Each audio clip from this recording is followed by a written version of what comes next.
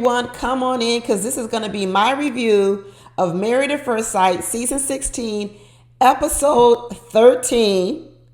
And I do recap reviews on all the individual couples, plus I do the after party. So be sure to watch them all. And my name is Deborah. And now we're moving on to Jasmine and Eris. And are y'all kidding me? Eris is in therapy. Eris is in therapy. For real, how often is he going to therapy? Once a year? Once a year? Has he stopped the sessions? He needs to go back. He needs to go back. But you know what? Maybe I ought to say this. You know, the old saying in the church was, you don't know where I came from, right? You don't know my testimony. Don't judge me now because you don't know how far Jesus has brought me. You don't know what God has done for me, right? You don't know what God has done for me. Maybe that's the case of Eris. Maybe the case of Eris is I'm sitting here talking about how he needs therapy. And now he tells us, or has made it pretty clear, that he's been to therapy, several sessions, but this is where he is. So you know what? Good for you, Eris, that you're going to therapy or you went to therapy. If you went to therapy and you're not in it, you need to go back.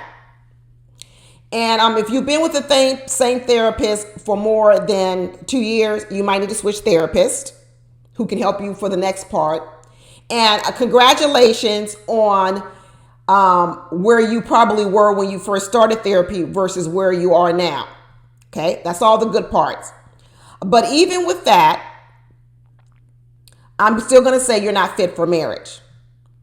I appreciate where God has brought you. I appreciate how far you've come along.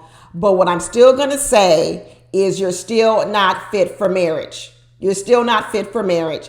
And I know a lot of you, this is going to be my week of clearing up my videos because, like I said, I like to listen to all you guys down in the comments and chats.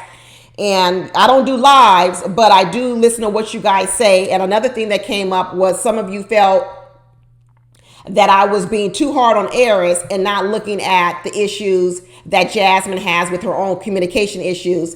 And my videos were being a little bit lopsided with Eris.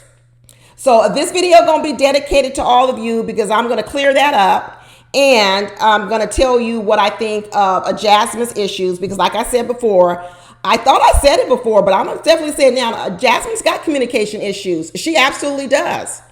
And there's a lot of things that Jasmine needs to work on. But this is where I draw the line. She doesn't need to work on them with Eris.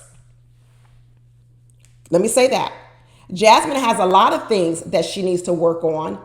But she doesn't need to work on them with Eris because Eris is not a safe space. Hurt people. And Jasmine doesn't need to open up herself to a man who is obviously hurt and wounded and has a lot of trauma because what will happen is she won't get better. She'll get worse. Now, you guys all know that my thing about growing in relationships so that even if the relationship doesn't work out, you're better for the next relationship. Jasmine is getting cheated 2 times over in this Married at First Sight. The first place she's getting cheated is even having been paired with Eris. He's not a good husband. He's not fit for marriage. That's where she got cheated first. But there are a lot of people who may not be fit for marriage or may not be ready and it may not work out. But there is something that you can learn and learn from them so that when you go on to the next relationship, you will be even better in that next relationship. There really isn't anything that Jasmine's going to be able to learn from Eris. There really isn't. Because Eris is not a safe space for her to even open up so that she can even learn anything. Because the danger of opening up to Eris is huge. It's huge. Even when Eris was sitting over here talking about if they had kids, and he says, well, my kid's going to be fly anyway because he's going to look like me. Call me oversensitive, call me whatever you want, but I know what the saying is. The saying is when you want to give your wife a compliment, what you say is, I hope our kids get your looks. That's the saying, people. You want to be traditional with Kirsten and Shaq, let's be traditional. The saying is, when you want your kids, what you say to your wife is, I sure hope our children get your looks because you are beautiful, honey. But what Eris says is, my kid's going to be fly because he's going to look like me. You ain't even fly, Eris. Ugh, people. He bothers me to no end. He bothers me. So all the work that Jasmine needs to do, we could talk about it. We could talk about it. But we're not going to talk about it in the context that she needs to do with Eris. No, she needs to do exactly what she's doing with him right now, and is, I don't have nothing to say. That's what she needs to keep doing. Keep with that line, Jasmine. I don't have nothing to say. Because now Eris is up here talking about, I'm going to get me some free therapy. If I'm going to be in this relationship, I'm going to get me some free therapy. That's what he's like. I've been over here paying $60 an hour to this therapist, $70, $100 an hour to this therapist. I'm going to come on here and get some free therapy and vomit all over Jasmine and everybody else on here so I can get some free therapy. I'm so over this man. I am so over this man. And Jasmine, you know what she is, we're finding out a little bit more about her background. We're finding out about when she had problems having good self-esteem, which, I mean, come on now. We all deal with that as women, even as men, as young people, bullying in high school. We all got bully stories. I mean, we really need to start changing the narratives out here for these young people and young kids, because everybody got a sad story of being bullied.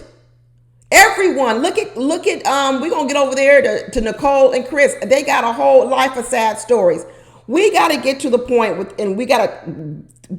with some people nowadays that say, we have all had sad stories. What we need to concentrate on is, how do you overcome? How do you get past those things? Because we've all been bullied. I was bullied in school. Everybody's been bullied. Everybody's been called different names. This is what kids do to you, period. You're going to come across a bully. What we really need to start concentrating on is not about keeping people from getting bullied, because you're going to get bullied. You're either going to get bullied in middle school or high school. You're going to get bullied in your adult life.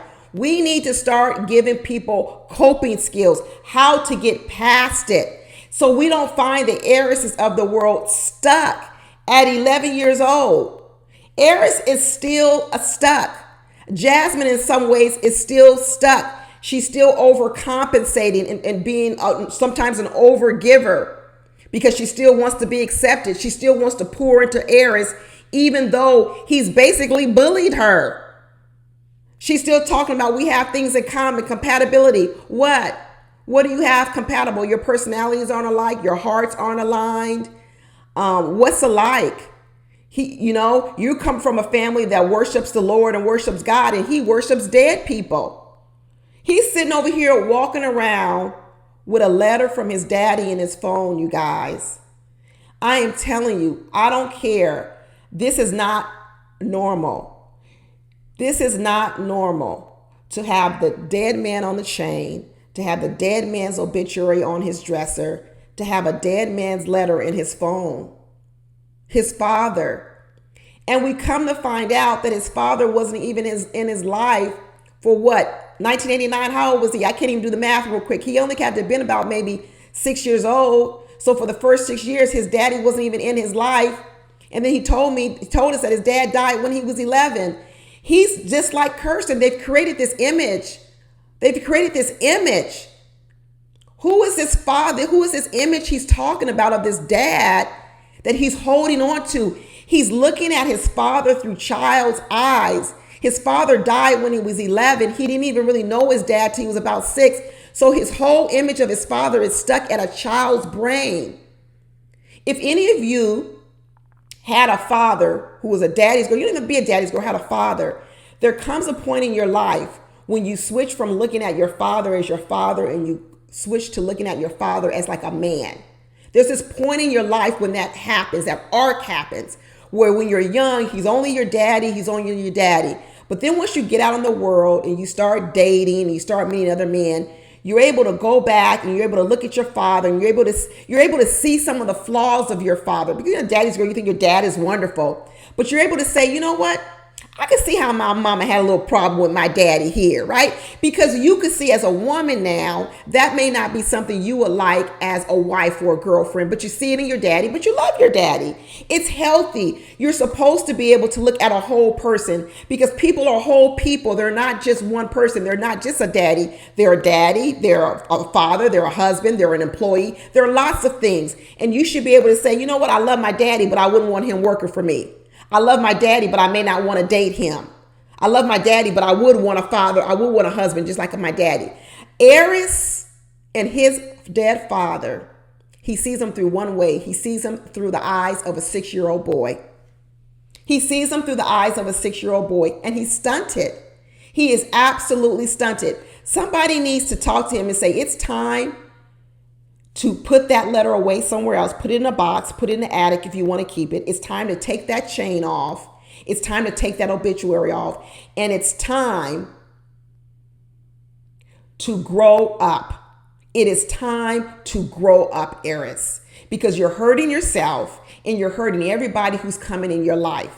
He's a dangerous person, and that's why I say Jasmine should not open up herself to a man like Eris, because he's dangerous and he will not help her grow. He will harm her. He will make her regress. He will make her go back to that 9-year-old little girl she was talking about in that letter. In fact, that letter she was writing to her 9-year-old girl, she really could have been writing it to Eris, because what she was talking about was appropriate to him right now.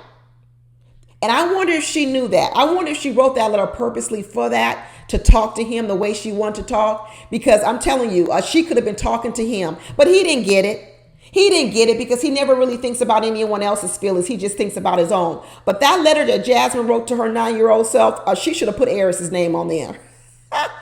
Because it was a letter to him as well. And what she's saying is, here I am at 32, being made to feel like that 9-year-old girl I felt like when I moved here to Memphis, and everybody told me I talked too proper, basically saying I wasn't black enough. And now you got a man over here telling me my booty ain't big enough. I like black girls with big booties, and your booty ain't good enough. She triggered.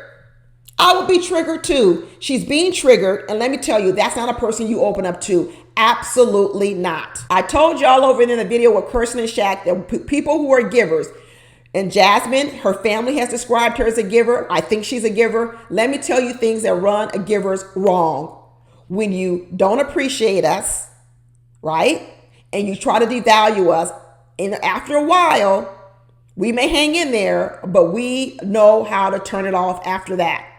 And I'm telling you, once Jasmine gets done, she's going to be done. She's done. She ain't all the way there because she got a lot in her tank. Givers have a lot in their tanks. They could put up with a lot. They really can. They give people 2, 3, 4, 5 chances. Let me tell you, who I am today, I wasn't when I was younger. I gave people lots of chances when I was younger as well.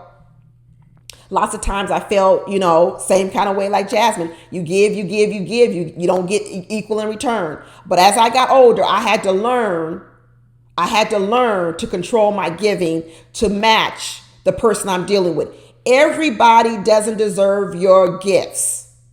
Okay? Doesn't mean you turn them all the way off, but you definitely have to become good. If you're a giver by nature, you have to be good at scrutinizing and figuring out who is worthy of your gifts. And it's hard to get that balance. It could take years to figure that out. It could take years, but you got to know it about yourself. And right now, Jasmine is fighting an internal battle.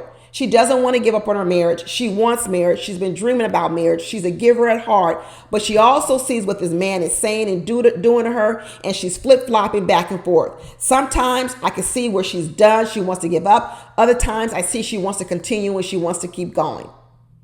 But I hope in the end, he doesn't do too much damage to her where she has to go back and spend a whole another year recovering from Airris. And he gets to sit up here and get some free therapy. Eris talks about how he moved around a lot in life. I guess there was some instability in his home life. Running.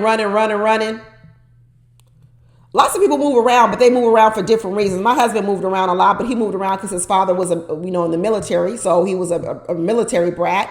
So he talks about that, having to make new friends everywhere you want to go. That is difficult. That's a lot of work. I don't have that same experience. I lived in the same place for a long time with my mother and my father. My mother still lives in the house I grew up in when I was 6 years old. My family life, I had a lot of stability. People who move around a lot have to continually make friends. That is difficult, making new friends, proving yourself once again to people all over again, over and over and over again. So you're constantly feeling isolated. You're constantly feeling like you don't have friends. I understand where it comes from for Eris. I understand. I get it. All I'm saying is he's dangerous. He shouldn't be behind the wheel. He shouldn't be driving. He shouldn't be in a relationship. He's no different than a drunk driver. I'm not mad at you that you went to that party and got towed up, got drunk, got smashed. I don't have a problem with that you had a good time and turned up and now you drunk. But I do have a problem if you get behind the wheel. I do have a problem if you get behind the wheel and you kill somebody or you harm somebody. I do have a problem with that. I have a problem that if you do recognize that you drunk, that you shouldn't get behind a wheel, call an Uber, call a taxi, call somebody to come pick you up. That's Airris. Airris is sitting over here talking about he got all this awareness of who he is and because he's been in therapy. Then why are you behind the wheel of the car? Why are you behind the wheel of the car? If you know you've been drinking and you done had 10 shots of vodka, why are you driving? Why are you driving? You know you weren't married. You weren't ready for marriage. He even said he got married hoping it would help him get out of this mode. No, you're supposed to get married when you know you out of that mode, when you know you sober. He up here driving behind the wheel of a car, drunk, hoping he gets home safely. But everybody else is in danger. I'm telling Jasmine, don't get in the car with that drunk driver. Don't get in the car with that drunk driver. I don't care what he tells you. I don't care if he tells you, no, I haven't had enough to drink. I haven't had too much to drink. I can drive. You see him stumbling. You see him slurring his words. Don't trust him. Don't get in the car. Call your mama or your daddy to come pick you up. Call your girlfriend. Call your best friend. Call an Uber. Call a taxi. But do not get in the car with that drunk driver because Eris is a drunk driver and he could kill somebody. Period. Point blank. So when I say I'm not all on Jasmine, I'm on Jasmine. Jasmine got issues. Jasmine has some communication issues, but her communication issues could be worked through if she were in an environment that was safe. Because she wants to do it. And I've seen glimpses of her doing it, which means she shows the capability that she could do it, but she needs to have better circumstances to do it. And these are not the right circumstances for it. So am I going to spend time telling Jasmine she needs to open up? No, I'm not. She needs to open up with somebody else, not Eris. Like I said, there ain't much Eris can do for too many women at this point in his life. Besides the fact that I think he probably makes decent money because he's a software developer. They make good money. Besides that, but he wouldn't give no woman no money because he's selfish at heart. So it doesn't matter that he makes good money or may has a good career. He wouldn't share it with you. Not to no real effect. It doesn't matter. When selfish people, it doesn't matter what they have because you're not going to get none of it. That's the thing about selfish people. What difference does it make what they have? They're not going to share it with you because they're selfish. They're selfish. Anyway, that's it, y'all. Be sure to watch my other videos. I'll talk to you later. Bye.